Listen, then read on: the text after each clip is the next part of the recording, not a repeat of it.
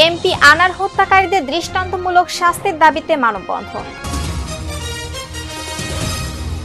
কোটচাঁদপুরে ধরন্ত কলা ও আম গাছ কেটে সাবার, থানায় অভিযোগ। ভূমিহীন গৃহহীন পরিবারকে জমি ও গৃহ প্রদান কার্যক্রমের উদ্বোধন। অজ্ঞান পার্টির কবলে মহেশপুরের স্কুল শিক্ষক আক্তারুজ্জামান। অরিয়েন্টেশন প্রাপ্তির পরপরই 23 জন শিক্ষার্থীর বিভিন্ন প্রতিষ্ঠানে তথ্য চেয়ে আবেদন। আসসালামু আলাইকুম। বর্তমান ঝিনাইদহ টিভির রাতের সংবাদে আমন্ত্রণ। আপনাদের সাথে আছি আমি শিলা আক্তার। এতক্ষণ বলছিলাম সংবাদ শিরোনাম, এবার থাকছে বিস্তারিত।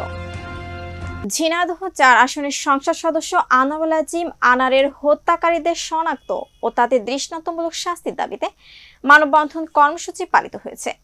মঙ্গলবার সকালে কালীগঞ্জের সলিমুন্নেসা পাইলট মাধ্যমিক বালিকা বিদ্যালয়ের সামনে এই কর্মসূচির আয়োজন করে বিদ্যালয়ের শিক্ষক ও শিক্ষার্থীরা। সুলতান আল এনামের ভিডিও চিত্রে থাকছে বিস্তারিত। এতে ব্যানার ফেস্টুন নিয়ে তার ওই বিদ্যালয়ের বিভিন্ন শ্রেণীর শিক্ষার্থী, শিক্ষক সহ স্থানীয় জনপ্রতিনিধিরা অংশ নেয়। কর্মসূচিতে কালীগঞ্জ উপজেলার চেয়ারম্যান শিবলি নোমানী, পৌর মেয়র আশরাফুল ইসলাম আশরাফ, বিদ্যালয়ের প্রধান শিক্ষিকা বিদৌরা আক্তার সহ অন্যান্যরা বক্তব্য রাখেন। সে সময় বক্তারা বলেন, এমপি আনার হত্যায় ঘটনায় জেলা আওয়ামী লীগের এক নেতাকে গ্রেফতার করেছে পুলিশ। এতে আমরা ধারণা করছি রাজনৈতিক প্রতিহিংসার কারণে তাকে হত্যা করা হয়েছে। এই হত্যার সাথে যে বা যারাই জড়িত থাকুক না কেন, তাদের খুঁজে বের করে দৃষ্টান্তমূলক শাস্তির দাবি করা হয় কর্মসূচি থেকে। ঝিনাইদহের কোটচাঁদপুরে চাষির ধরন্ত কলা ও আম গাছ কেটে সাবার করে দেওয়ায় ন্যায় বিচার চেয়ে ভুক্তভোগীর থানায় অভিযোগ। সরজমিনে খোঁজ খবর নিয়ে জানা যায়, উপজেলার বলুহার গ্রামের ঢালিপাড়া চাষি আবদার আলী পিতামৃত আত্তাব মণ্ডলের ধরন্ত কলা ও আম গাছ কেটে সাবার করে দিয়েছে। বাবলুমের ভিডিও চিত্রে থাকছে বিস্তারিত। আবদার আলী জানান, গত 2 বছর পূর্বে আমাদের ওয়ারেসি সম্পত্তি নিয়ে আমার বোন মুসাম্মদ ওরফান বেগমের সাথে মোহাম্মদ লালটু ওরফে কালু পিতামৃত আনোয়ার গ্রাম বলুহর শেখপাড়ার সহিত ঝগড়াঝাটি হয়।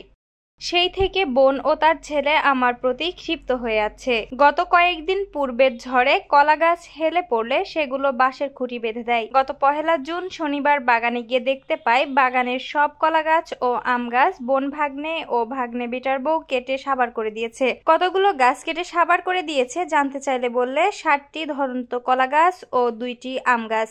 ভুক্তভোগী জানান, গাছ কেটে সাবার করে দেওয়ার বিষয়ে জানতে চাইলে তারা মারমুখী আচরণ করলে স্থানীয়ভাবে ঠেকিয়ে দেয়। আমি ন্যায় বিচার চেয়ে মডেল থানায় অভিযোগ দায়ের করেছি। শতবর্ষী আবদার আলীর মা কেঁদে উঠে বলে, সব কেটে সাবার করে দিয়েছে কালু, সে আমার ছেলেকে মেরে ফেলবে, তোমরা বাঁচাও আমার ছেলের, এই বলে অঝরে কাঁদতে থাকেন।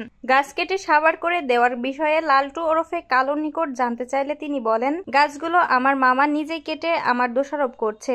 এ বিষয়ে মডেল থানা ভারপ্রাপ্ত কর্মকর্তা সৈয়দ আল মামুন জানান, অভিযোগ হাতে পেয়েছি, তদন্তপূর্বক দোষী যেই হোক আইনের আওতায় আনা হবে। প্রধানমন্ত্রী শেখ হাসিনা কর্তৃক ভূমিহীন ও গৃহহীন পরিবারকে 5ম পর্যায়ে 2য় ধাপে জমি ও গৃহ প্রদান কার্যক্রমের শুভ উদ্বোধন করা হয়েছে। মঙ্গলবার সকালে সদর উপজেলা প্রশাসনের আয়োজনে জেলা শিল্পকলা একাডেমিতে এই কার্যক্রমের শুভ উদ্বোধন করেন জেলা প্রশাসক এস.এম. রফিকুল ইসলাম। লিটন দেবনাথের ভিডিও চিত্রে থাকছে বিস্তারিত।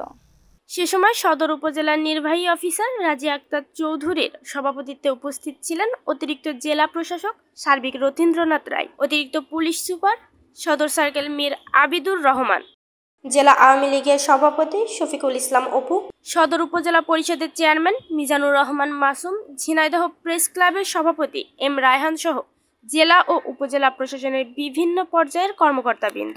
গতকাল দুপুর 2টার দিকে বিএড পরীক্ষা দিয়ে বাড়ি ফেরার পথে যশোর পালবাড়ি থেকে অজ্ঞান পার্টির কবলে পড়ে মহেশপুরের এক স্কুল শিক্ষক।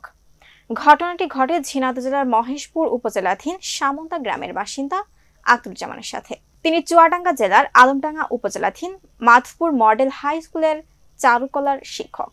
শফিকুল ইসলাম জুয়েলের ভিডিও চিত্রে থাকছে বিস্তারিত। গতকাল বিএড পরীক্ষা শেষ করে দুপুর 2টার দিকে যশোর পালবাড়ি স্টেশন থেকে মহেশপুর হয়ে সামন্তাগামী রাসেল বাসে ওঠেন এবং জানালায় ডাব বিক্রেতা আসলে পাশের সিটে বসা যাত্রী ডাবের অর্ডার করে। ডাব বিক্রেতা অতিরিক্ত আরেকটা ডাব কেটে ফেলেছে বলে পাশের সিটে বসা চক্র অভিনব কায়দায় ডাবের পানিতে চেতনানাশক মেডিসিন মিশিয়ে খেতে দেয় স্কুল শিক্ষক আখতারুজ্জামানকে। ডাবের পানি পানের 10 মিনিটের ভেতর তিনি জ্ঞান হারান। এই সুযোগে অজ্ঞান পার্টির সদস্যরা তার আঙ্গুল থেকে স্বর্ণের আংটি, পকেট থেকে 2টা স্মার্টফোন এবং টাকাসহ ব্যাগ নিয়ে ভেগে যায়। বাস সামান্তা এলাকায় শেষ স্টপে পৌঁছালে এলাকার পরিচিত মানুষ সেখান থেকে উদ্ধার করে জীবননগর স্বাস্থ্য কমপ্লেক্সে ভর্তি করাতে নিয়ে গেলে কর্তব্যরত চিকিৎসক সেখান থেকে ঝিনাইদহ সদর হাসপাতালে রেফার করেন। তারপর শিক্ষক আখতারুজ্জামানের স্বজনেরা তাকে ঝিনাইদহ সদর হাসপাতালে ভর্তি করান এবং প্রাথমিক চিকিৎসা দেওয়ার শেষ রাতে জ্ঞান আসে। সকালে ডাক্তার জাকির হোসেনের তত্ত্বাবধানে থাকে এবং ডাক্তার জাকির হোসেন জানান রোগী এখন সম্পূর্ণ আশঙ্কামুক্ত। শিক্ষক আখতারুজ্জামানের জ্ঞান আসার পর তার কাছে ঘটনা জানতে চাইলে তিনি বলেন, যশোরের মতো ছোট শহরে এমন দুর্ঘটনা আসলে মেনে নেওয়া দুঃখজনক। তিনি পুলিশ প্রশাসনের কাছে দাবি জানান ছিনতাইকারীদের শনাক্ত করে যেন দ্রুত আইনের আওতায় আনা হয় এবং তার খোয়া যাওয়া মালামাল ফেরত পাবার আশা প্রকাশ করেন।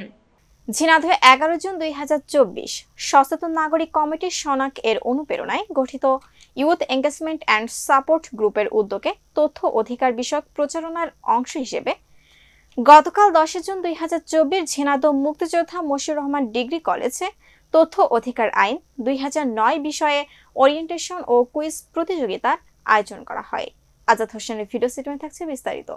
কর্মসূচিতে তথ্য অধিকার আইন 2009 সম্পর্কে সচেতন করার পাশাপাশি তথ্য জানার জন্য আবেদন করার পদ্ধতি শেখানো হয়। সনাক তথ্য ও পরামর্শ ডেস্ক উপকমিটির আহ্বায়ক নাসরিন ইসলামের সভাপতিত্বে প্রধান অতিথি হিসেবে বক্তব্য প্রদান করেন উক্ত কলেজের অধ্যক্ষ কামরুন নাহার লিজি এবং ওরিয়েন্টেশন পরিচালনা করেন ইয়েস সদস্য মাহজারুল ইসলাম।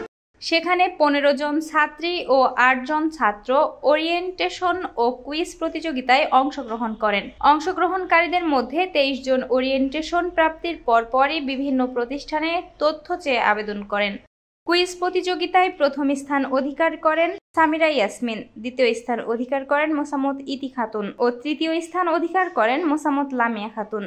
তাদের সকলকে পুরস্কার হিসেবে বই দেওয়া হয়। মূলত তথ্য অধিকার আইন 2009 বিষয়ে অধিকতর জনসচেতনতা তৈরির মাধ্যমে আইনটি প্রয়োগে জনগণ বিশেষত তরুণ জনগোষ্ঠীকে উদ্বুদ্ধকরণ ও তথ্য অধিকার আইন ও সংশ্লিষ্ট নীতিমালা চর্চার মাধ্যমে সেবা প্রদানকারী কর্তৃপক্ষকে স্বতঃস্ফূর্তভাবে ও চাহিদার ভিত্তিতে তথ্য প্রদানের দায়বদ্ধ করার ক্ষেত্র তৈরির উদ্দেশ্যে আয়োজন করা হয়েছে। প্রিয় দর্শক, এতক্ষণ দেখছিলেন বর্তমান ঝিনাইদহ টিভির রাতের সংবাদ। বর্তমান ঝিনাইদহ টিভির সর্বশেষ সংবাদ সবার আগে পেতে ভিজিট করুন bjtv24.com এই ঠিকানায়, আমাদের official Facebook page BJTV news এবং ইউটিউব চ্যানেল বর্তমান Jhenaidah TV. Subscribe, like, comment এবং শেয়ার করে সাথে থাকুন। এতক্ষণ সাথে থাকার জন্য ধন্যবাদ সবাইকে। শুভরাত্রি।